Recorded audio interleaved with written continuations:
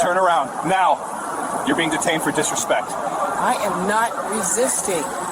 I am a United States general. Uniform don't change how this works. You are making a serious mistake. Learn some respect. The moment it happened, it was like the world froze.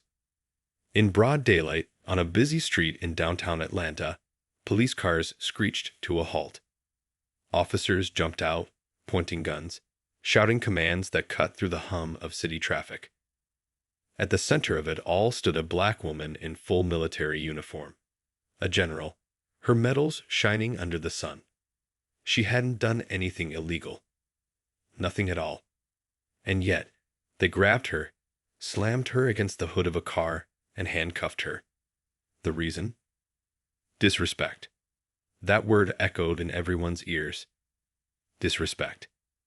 People stopped walking. Phones came out. Social media lit up instantly with live streams of the scene.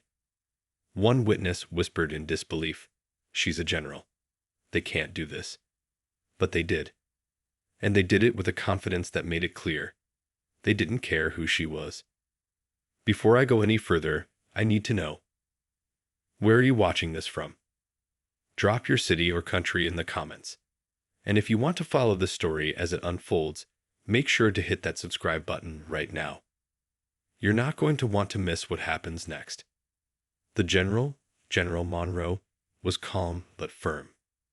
She raised her hands, showing she wasn't resisting, yet the officers didn't ease up. One of them barked, "Show some respect, lady." The words were heavy, dripping with a racial undertone so thick it made the air tense. Other bystanders muttered under their breath, some angry, some scared. How was this allowed? Someone said. Another person filmed quietly, knowing this video would be shared around the world. Monroe had served in the military for more than 25 years. She had led missions overseas, earned commendations, and broken barriers as one of the few black women to reach such a rank. But here, on the streets of her own city, it didn't matter. Authority had a new definition. Their authority. And they used it like a weapon. The incident didn't stay local for long. Within hours, videos circulated online, triggering outrage and disbelief nationwide. People watched as the general was shoved into the back of a police cruiser. Some could barely believe what they were seeing. This is America. One person asked on a live stream. Another commented, if this happened to her, it could happen to anyone. It wasn't just the arrest itself, it was how it happened. The officers mocked her as they read her rights. One said, "Loud enough for the cameras, you think your uniform means something here." Another laughed. "Big shot general, huh? You get treated like everyone else on these streets." Each word landed with racial weight, each smirk on their faces a message. You don't belong here. The story took a darker turn when internal police footage emerged. Unlike the viral video, this footage showed more. It showed officers whispering about her rank, questioning why she dared speak to them in what they called an attitude. They debated among themselves, making decisions based not on law, but on personal bias. The words they used were shocking, some racially charged, some just cruel. By now, the narrative was no longer just about an arrest. It was a story about systemic racism, power, and disrespect that went far beyond one street corner. By nightfall, the FBI had stepped in. Rumors swirled about why a federal agency would intervene in a local police matter, but the answer was clear. This wasn't an ordinary arrest. A black woman, a high-ranking military officer, detained publicly for disrespect. The implications were massive. Suddenly, what seemed like a local incident became a national scandal. Even within law enforcement, tensions rose. Some officers called for restraint, warning that the video could damage their reputation forever. Others doubled down, defending the arrest as justified because she didn't follow instructions properly. The disagreement wasn't just professional. It was personal. Social media commentators debated for hours. Was this racism? abuse of power, or something more complex. But many voices agreed on one point. This arrest would change careers, reputations, and public trust. Meanwhile, Monroe remained composed, though anger and disbelief flashed across her face. She knew her options were limited. Legally, she could fight, but the public eyes on this case were unrelenting. The media didn't just want a story, they wanted a symbol, and Monroe had become that symbol. Her family rushed to the scene. They were met with a barrier of officers, some cold, some apologetic. Her niece, trembling, shouted, "She's a general. She serves this country." But the officers didn't budge. The tension between Monroe's presence and the officers' actions became a mirror reflecting the country's deeper problems. On one side, decades of service, honor, and leadership. On the other, suspicion, racial bias, and unchecked authority. By midnight, the story had crossed borders. International news outlets covered it, drawing attention to systemic issues in American policing. Social media was ablaze with hashtags supporting Monroe, condemning the police, and demanding answers. Celebrities, veterans, and politicians weighed in. The narrative was no longer just about disrespect. It was about accountability, racial injustice, and the fragility of authority in a world watching everything. But the most shocking part was yet to come. Within hours of the arrest, information leaked about the officers involved. Backgrounds, past complaints, training records. It all painted a picture of individuals accustomed to unchecked power, often in ways that disproportionately targeted black civilians. Monroe's arrest was not an isolated incident. It was part of a pattern. And suddenly, careers were on the line. Not just hers, but theirs. Even as the FBI launched a formal investigation, whispers began to circulate in military circles. Could a general be publicly humiliated like this and still serve? Would her reputation survive? Some feared it could end her career overnight. Others argued that her courage in standing firm might elevate her to an even higher status, inspiring countless others. As dawn approached, the city remained tense. Monroe had been released, technically, but the damage was done. People lined the streets, some chanting in protest, others silently watching. The incident had become a defining moment for many, a lens through which to see racial inequities in real time. And for Monroe, the fight was just beginning. The streets were no longer just streets. They were a battlefield of perception, power, and race. One viral video had changed the course of lives, forced federal agencies into action, and ignited debates across the nation. And yet, Monroe remained focused. She knew that the coming days would test her like never before. Careers would be ruined, reputations reshaped, and public trust would hang in the balance. The question now was simple but terrifying. Who would survive this storm, and who would crumble under the weight of their own prejudice? By sunrise, the streets of Atlanta were eerily quiet, but the storm had only just begun. What had started as a public humiliation became a crisis with consequences no one expected. Within hours of General Monroe's arrest, the police department was under siege, not just from the media, but from their own city officials. Emails leaked internally, showing conversations where officers had mocked Monroe behind closed doors. Social media posts surfaced, revealing a history of complaints that had never been addressed. Careers that once seemed stable were suddenly teetering on the edge. Monroe, meanwhile, returned to her home, but there was no comfort there. The images of her being slammed against the car played over and over in her mind. She had been trained to face danger in combat zones, yet nothing had prepared her for this. The violence of bias in her own country. She called her commanding officers, briefing them on the situation, and the response was immediate. The military would support her, they said, but politics had already entered the mix. Across town, the officers involved were under intense scrutiny. By mid-morning, the department suspended the two lead officers pending investigation. Rumors of transfers and demotions flew through the ranks. A veteran patrol officer whispered to a colleague, "I've seen people get fired over less, but this is bigger than any of us imagined." The message was clear. Nothing would be the same. Some officers panicked, deleting social media accounts, cleaning up online histories.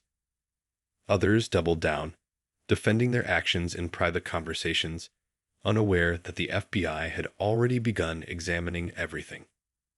The FBI's involvement added another layer of intensity. They weren't just reviewing the arrest, they were looking at systemic issues. Internal communications between officers, disciplinary records, and even previous incidents involving racial bias were under investigation. Their files quickly grew thick. One source, speaking anonymously, revealed, "This isn't just about Monroe. This is about whether the department has been operating with unchecked racial prejudice for years." Public reaction was immediate and fierce. News outlets ran repeated footage of the arrest, each angle exposing more of the tension. Protesters gathered outside the police headquarters, carrying signs demanding justice. Social media exploded with comparisons between Monroe's treatment and similar incidents that never received federal attention. Some commentators noted the rarity of a black woman general being publicly humiliated in this way, calling it a turning point for racial justice in America. Even within the military, whispers turned into conversations. Monroe's colleagues debated whether her career could survive the fallout. Some feared that being publicly arrested, even wrongly, would damage her standing. Others argued that her courage would redefine leadership, proving that honor and rank did not shield someone from bias, but that standing firm could elevate them. By midday, military analysts began releasing statements praising Monroe's composure under extreme pressure. Meanwhile, inside the police department, tempers flared. Officers accused each other of mishandling the arrest. Emails leaked showing some officers warning others about federal scrutiny long before the FBI officially announced its involvement. Some worried that the scandal would not only ruin individual careers, but dismantle the entire department's reputation. The tension was palpable. People walked on eggshells, fearful of the next revelation. Monroe herself began to strategize. She hired top legal counsel, specialists in civil rights and federal investigations. She coordinated with media advisors to control the narrative, ensuring that her voice, not just the viral video, would be heard. Every move was calculated. Every word she spoke publicly reinforced her professionalism and highlighted the bias behind the arrest. By evening, the ripple effect reached other departments. City officials called for audits of police conduct, while neighboring jurisdictions reviewed their own records, fearful that systemic problems might exist elsewhere. Suddenly, what had started as an isolated incident became a national reckoning. Careers shifted overnight. Officers who once felt untouchable were suddenly under investigation. Administrators who had ignored complaints were questioned.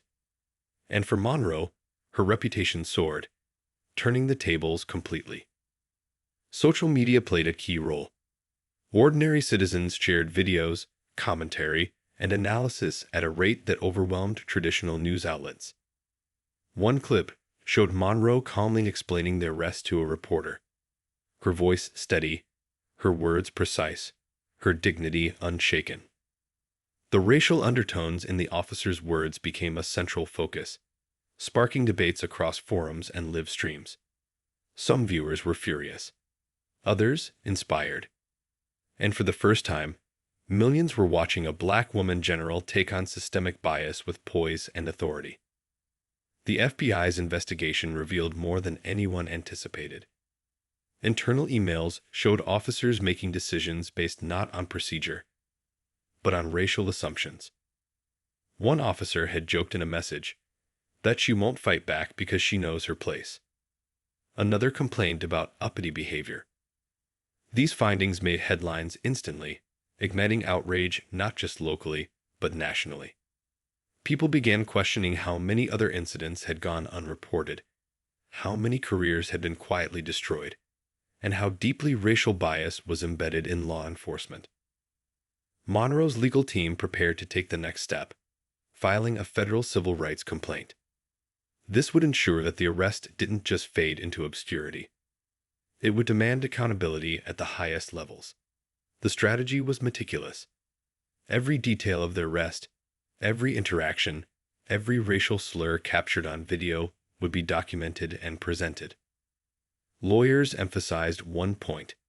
The case wasn't just about Monroe. It was about justice for anyone subjected to bias in law enforcement. By late night, the story had reached global audiences. International news channels analyzed every frame of the arrest, comparing it to similar incidents around the world. Commentators debated the implications for America's image abroad, pointing out that Monroe's treatment contradicted the principles of equality and justice the country often claimed to uphold. Meanwhile, Monroe rested, fully aware that the coming days would be critical in defining both her legacy and the future of those officers' careers. What made the story even more gripping was how fast the changes came. Within 24 hours, 2 officers were officially placed on administrative leave.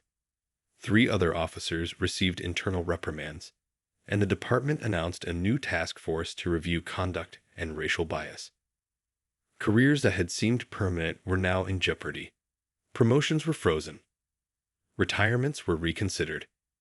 Every action taken by the department was now under scrutiny, not just from the public, but from federal authorities. Monroe's story became more than a scandal. It became a lesson in accountability. She didn't just survive the arrest. She turned it into a platform for change. Careers shifted overnight, reputations were rebuilt or ruined, and the public's attention remained locked on every development. But the most shocking revelation came quietly. Leaked documents showed that the lead officer involved in Monroe's arrest had previously been involved in 3 similar incidents targeting Black individuals, each swept under the rug. Suddenly, the arrest wasn't a one-time error. It was part of a pattern, and the FBI now had enough evidence to expand its investigation beyond just Monroe's case. Careers weren't just shifting, they were crumbling, and the officers who had thought they were untouchable realized, too late, that they had underestimated Monroe's influence and the public's demand for justice. The courtroom was packed. Every seat filled, cameras perched in every corner, and reporters scribbling notes furiously. General Monroe entered in full uniform. Her medals glinted under the harsh fluorescent lights. The weight of her presence alone demanded attention. Yet she was here not to command troops, but to face a system that had humiliated her. The same system that had tried to define her worth in a moment of public spectacle. Inside, the tension was electric. The officers who had arrested her sat quietly, fidgeting, faces pale and strained. They had expected Monroe to crumble under the scrutiny. They had not expected her to turn the spotlight back on them. And now every misstep they had made was being dissected in front of an audience of millions. Before the proceedings began, Monroe's legal team laid out the foundation. They presented videos from multiple angles, internal police communications, and eyewitness accounts. Every word uttered by the officers during the arrest, including the racial undertones, was documented. "This isn't about disrespect," one attorney said firmly. "This is about abuse of power based on race. That is what we are here to prove." The courtroom went silent. Every eye fixed on Monroe as she maintained a calm, steady posture. Meanwhile, the FBI continued its investigation behind the scenes. They discovered more than anyone had anticipated. Internal documents revealed that the arrest was part of a deeper pattern. Officers had a history of targeting Black professionals in public spaces, often fabricating minor infractions to assert control. One officer had even noted in a report, "This person thinks she's above us. We'll make her learn her place." These words, now public, painted a damning picture. Careers were crumbling overnight. reputations destroyed before any verdict was reached. The media coverage was relentless. News outlets ran side-by-side comparisons. Monroe's military service, years of dedication, and the officer's biased actions. Social media had exploded with hashtags demanding justice. Viewers debated, argued, and rallied behind Monroe. Some videos went viral showing citizens confronting officers in their neighborhoods, asking why such bias could exist. The arrest had become more than a story. It was a national symbol of accountability, racial injustice, and the fragility of unchecked authority. Inside the courtroom, the dialogue was minimal but intense. One officer, trembling under questioning, admitted, I thought she would back down because of her race." The admission sent shockwaves through the room. Every person watching, whether in court or online, understood the weight of that confession. It was more than a legal misstep. It was a moral failure. Monroe's attorney paused, letting the statement sink in. "This," they said quietly but firmly, "is why we are here. This is why she deserves justice, and why change is non-negotiable." But the surprises didn't stop there. The FBI uncovered internal police reports that had been deliberately hidden, documenting prior complaints against the officers involved. These reports showed patterns of harassment, intimidation, and racial bias. Some officers had been warned repeatedly, yet promotions and raises continued. The department had essentially protected those who perpetuated injustice. As the evidence emerged, the officers' careers unraveled before the public's eyes. Transfers were canceled, retirements postponed, and administrative hearings accelerated. Every day brought new revelations, new consequences. Monroe, meanwhile, maintained an unshakable presence. She didn't speak much in the courtroom, but when she did, her words carried weight. She described the arrest with clarity, detailing how the officers had treated her differently because she was a black woman in uniform. She spoke of the humiliation, the public spectacle, and the emotional toll. Her voice didn't waver. Her professionalism, under such extreme scrutiny, shocked some of the courtroom spectators into silence. Outside, protests continued. Thousands gathered near the courthouse, chanting in support of Monroe and demanding systemic reform. Social media amplified every moment. Every clip of Monroe's composed testimony went viral. Hashtags like hashtag Justice for General and hashtags #DePrecialBias trended worldwide. International media picked up the story, comparing it to similar incidents abroad and questioning how a nation that prided itself on justice could allow such behavior. The tension inside the courtroom grew as witnesses were called. Colleagues of the officers testified about their attitudes, internal bias, and previous incidents. Some were reluctant, fearful of retaliation. Others spoke candidly, providing damning evidence that made it impossible for the department to ignore. One officer admitted, "We thought we could control her because we never expected her to challenge us publicly." That statement alone became a headline. Careers shifted again overnight, as those complicit faced suspension, demotion, or public disgrace. Then came the most explosive revelation. During a confidential briefing, the FBI discovered messages between the department's leadership and officers suggesting a coordinated attempt to teach Monroe a lesson. The messages explicitly referenced her race and rank, showing that the arrest wasn't spontaneous. It was calculated. The words were shocking, racial undertones explicit, and the implications enormous. Overnight, top brass in the department were forced to resign or face federal charges. Careers that once seemed untouchable disappeared in a flash. As the courtroom proceedings continued, it became clear that Monroe's actions had created a ripple effect no one had anticipated. The arrest, meant to humiliate her, had backfired spectacularly. She had turned the spotlight on the systemic issues hidden in plain sight. By standing firm, she exposed the racial bias, incompetence, and corruption in ways that no one could ignore. Her colleagues in the military rallied. Her legal team pushed for accountability, and the FBI's investigation expanded beyond the initial arrest. Yet, the pressure was relentless. Monroe's every move was scrutinized. News anchors dissected her testimony line by line. Social media users debated her tone, her poise, and her approach. Critics questioned whether a general should publicly confront officers in this way. But her supporters saw a different picture. A woman standing firm against injustice, using her platform to demand accountability. By the end of the week, the courtroom drama had reshaped the narrative entirely. The officers involved were facing disciplinary actions, possible criminal charges, and public condemnation. The department's leadership had been forced to resign. The FBI expanded its investigation to review other potentially biased arrests. And Monroe. She emerged not weakened, but stronger, her reputation solidified as a symbol of courage, integrity, and the fight against systemic racial bias. But the story was far from over. Leaks suggested that additional officers, previously considered untouchable, might also face scrutiny.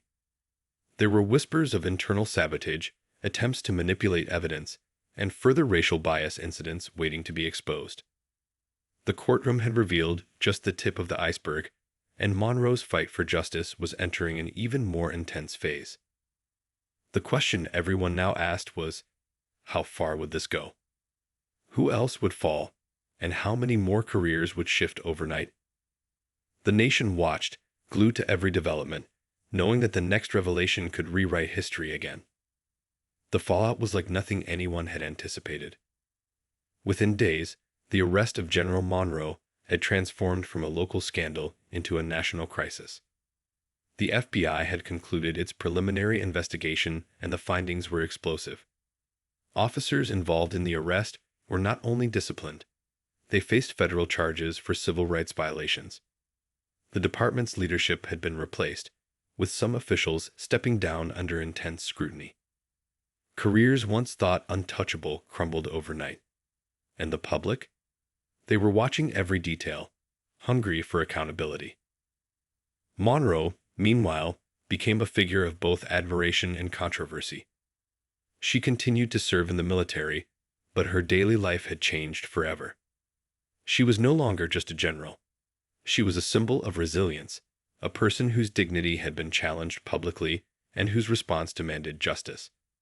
Yet, even as victories piled up, the weight of the incident remained heavy. She often stayed late at her office, reviewing cases, preparing statements, and coordinating with legal teams to ensure that the arrests of others like her were properly addressed. She was determined that this wasn't just her fight.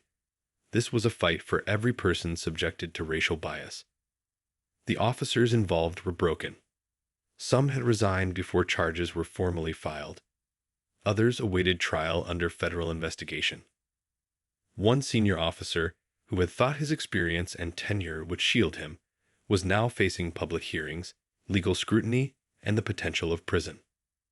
In private conversations, officers admitted they had underestimated Monroe's influence, the public's outrage, and the reach of the FBI. The arrest that was meant to assert control had become the catalyst for their own undoing. Across the nation, other police departments conducted reviews. Cases previously dismissed or ignored resurfaced. Officers with histories of racial bias were exposed. Training programs were overhauled. Policies were rewritten.